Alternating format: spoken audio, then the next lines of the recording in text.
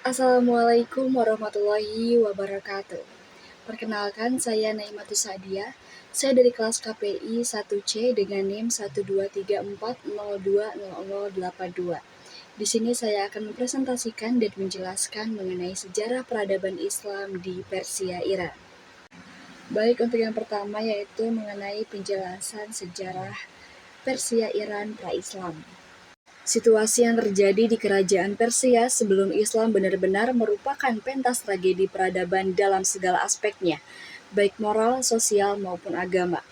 Dalam kondisi moral, kemerosotan moral merebak secara luas, demikian parahnya, sampai-sampai Persia terjerumus ke dalam perangkap pernikahan sedarah. Kisra Yazdajir II menikahi putrinya lalu membunuhnya. Sementara Bahram Khabin menikahi saudarinya sendiri. Ada pula yang menikahi ibunya sendiri. Penyakit ini tidaklah lazim terjadi pada bangsa-bangsa lain di zaman itu. Bahkan dipandang sangat menjijikan masyarakat bangsa-bangsa lain ketika itu mengingkari perilaku bangsa Persia yang melakukan pernikahan sedarah ini. Dalam kondisi sosial ini terdapat 3 poin. Yang pertama, menyucikan para Kisra. Mereka meyakini bahwa di nadi para Kisra merupakan raja-raja Persia, mengalir darah Tuhan. Mereka berada di atas manusia dan di atas undang-undang, sehingga rakyat pun menyembah mereka. Karena itu, setiap orang yang menemui Kisra akan bersujud ke tanah dan tidak akan berdiri sampai mendapat izin untuk berdiri. Yang kedua, masyarakat Persia berdiri di hadapan Kisra sesuai dengan kasta mereka. Manusia paling dekat dengan mereka adalah kasta para pendeta, para panglima, dan menteri-menteri. Mereka semua berdiri di hadapan Kisra dengan jarak 5 meter, sedangkan orang yang kastanya lebih rendah dari mereka harus berdiri pada jarak 10 meter dari Kisra. Yang ketiga, masyarakat Persia menyumbat mulut mereka dengan kain putih tipis apabila menghadap Kisra, supaya nafas mereka tidak mencemari sang paduka Kisra yang mulia. Berikut selanjutnya adalah kondisi politik. Dalam kondisi politik, raja-raja di Persia hanya berasal dari satu keluarga, yaitu keluarga Sasania.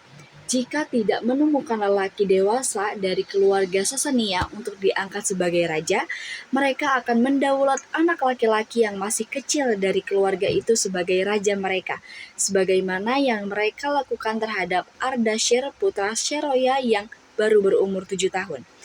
Jika anak kecil juga tidak ada, maka akan mengangkat seorang perempuan sebagai raja, sebagaimana mereka lakukan terhadap Broranduh putri Kisra. Kemudian dalam kondisi agama yang terbesar di Persia adalah penyembahan terhadap api, yaitu ajaran Zarathustra atau Zoroaster yang menyeru kepada penyucian api. Zoroaster mengatakan bahwa cahaya Tuhan memancar dari segala yang bersinar dan menyala. Ia mengharamkan pekerjaan yang menggunakan api sehingga ia membolehkan pertanian dan perdagangan. Penulis buku 100 tokoh paling berpengaruh di dunia memasukkan Zoroaster sebagai salah satu tokoh yang paling berpengaruh di dunia.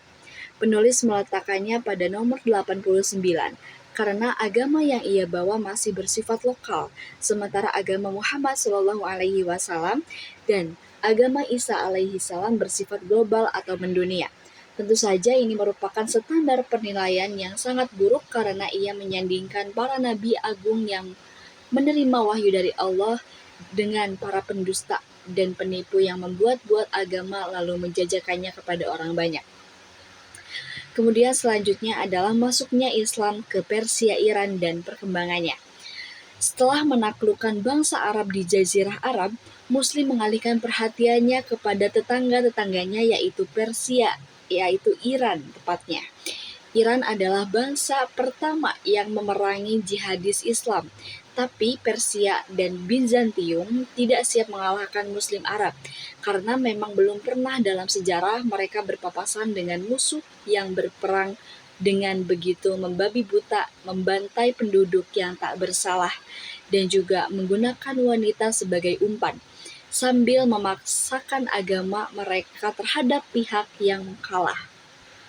Dan juga ada terjadinya pertempuran pada peristiwa masuknya Islam di Persia Irak tersebut, yaitu yang pertama pertempuran Namrak dan Kaskar, yang kedua pertempuran Nihaven, dan yang ketiga pertempuran Jembatan atau Al-Jisr.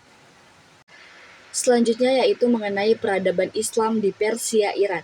Masuknya peradaban Islam di Persia dimulai sejak pecahnya kekhalifahan Abbasiyah di Baghdad.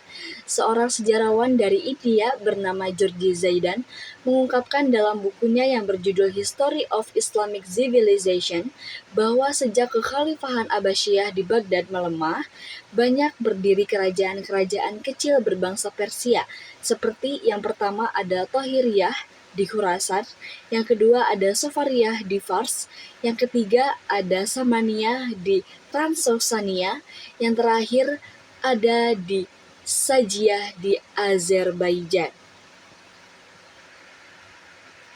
Kemudian selanjutnya pembahasan mengenai perkembangan peradaban Islam di Persia. Peradaban Islam di Persia berkembang cukup cepat.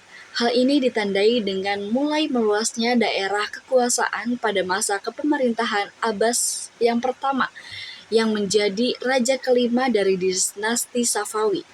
Meskipun pada masa pemerintahannya sering terjadi perebutan daerah kekuasaan dengan kerajaan Turki Utsmani yang notabene sebagai sesama kerajaan Islam, namun pada masa pemerintahannya inilah perkembangan peradaban Islam mulai berkembang pesat. Kemudian berikut dinasti-dinasti yang berdiri di masa Persia, yaitu ada dinasti Qajar, yang kedua ada dinasti Safawiyah, yang ketiga ada dinasti Samaniyah, dan yang terakhir ada dinasti Buwayhi. Kemudian selanjutnya adalah Islam pada masa modern di Persia Iran. Masa modern Islam di Persia melibatkan sejumlah perubahan yang signifikan. Pada abad ke-19, modernisasi dan reformasi dimulai dengan upaya-upaya seperti gerakan Tobacco Protes pada tahun 1891. Selanjutnya revolusi konstitusional pada tahun 1906 membawa berdirinya majelis parlemen dan konstitusi menciptakan dinamika politik yang lebih kompleks. Selanjutnya, pada pertengahan abad ke-20, Muhammad Reza Shah Pahlavi memimpin modernisasi ekonomi dan sosial di bawah kebijakan White Revolution. Tetapi ini menyebabkan ketidakpuasan dan protes di kalangan kelompok agama. Revolusi Islam pada 1979 menggulingkan rezim Pahlavi, membawa Ayatullah Khomeini kekuasaan dan mendirikan Republik Islam di Iran.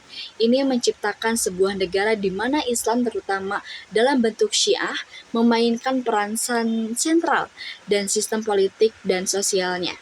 Kesimpulan dari pembahasan peradaban Islam di Persia ini adalah mencangkup berbagai periode sejarah mulai dari penaklukan awal oleh Muslim pada abad ke-7 hingga perkembangan khalifahan di dinasti seperti Abbasiyah dan Safawiyah.